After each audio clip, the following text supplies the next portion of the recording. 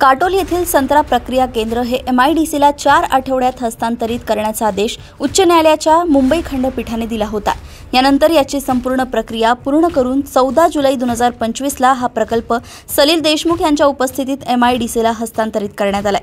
हा प्रकल्प पुनर्जीवित करण्यासाठी 15 कोटी रुपयांची आवश्यकता असून ते मिळवण्यासाठी शासनाकडून आपण सातत्यपूर्ण पाठपुरावा करणार असल्याचं सलील देशमुख यांनी यावेळी सांगितलंय। हा प्रकल्प सुरू व्हावा ही इच्छा अनिल देशमुख व सलील देशमुख यांची होती। MIDCने त्यांचा हा प्रकल्प चालवण्यासाठी नांदेडच्या सायंटेक्निक एंटरप्राइजेस प्रायव्हेट लिमिटेड कंपनीला दिला होता। संत्र्यावर प्रक्रिया होऊन काटोल व नरखेड तालुक्यासह विदर्भातील संत्रा उत्पादकांना याचा फायदा व्हावा या दृष्टिकोनातून संबंधित कंपनी कोणतेही काम करत नव्हती। हाच मुद्दा घेऊन अनिल देशमुख यांनी न्यायालयीन लढाई सुरू केली, परंतु दरम्यानच्या काळात ते अडचणीत असतानाही सलील देशमुख यांनी अनिल देशमुख यांनी सुरू केलेली लढाई पुढे सुरूच ठेवली। अनेक वेळा MIDCच्या कृषी उद्योग भवन मुंबई येथे कार्यालयातील वरिष्ठ अधिकाऱ्यांसोबत अनेक बैठकी घेतल्या।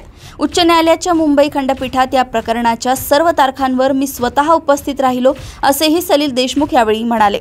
हा संत्रा प्रक्रिया प्रकल्प तात्काळ सुरू झाल्यास संत्रा उत्पादक शेतकऱ्यांना मोठा दिलासा मिळेल, फळांना योग्य भाव मिळेल, बेरोजगार युवकांना रोजगार मिळून अर्थव्यवस्थेला चालना मिळेल। त्यामुळे सदर प्रकल्प पुनर्जीवित करण्याकरिता 15 कोटी रुपये निधीची आवश्यकता आहे। यामध्ये पहिल्या टप्प्यात ग्रेंडिंग व पॅकिंग शक्य आहे, तर दुसऱ्या टप्प्यात संत्रा व इतर फळांवर प्रक्रिया करून इतर उत्पादने सुरू करता येऊ शकतात। या संदर्भात आपण कृषी मंत्री माणिकराव कोकाटे यांची भेट घेतली असून त्यांना प्रकल्पाच्या पुनर्जीवितासाठी 15 कोटी रुपये देण्याची मागणी केल्याचंही सलील देशमुख यांनी सांगितलंय। हा हस्तांतरणाच्या वेळी लिक्विडेटर यांच्यासह MIDCचे अधिकारी तसेच संत्रा उत्पादक शेतकरी व राष्ट्रवादी काँग्रेस पार्टी शरदचंद्र पवार पक्षाचे पदाधिकारी मोठ्या संख्येने उपस्थित होते। यावेळी सर्वांनी गुलाल उधळून आनंद साजरा केलाय।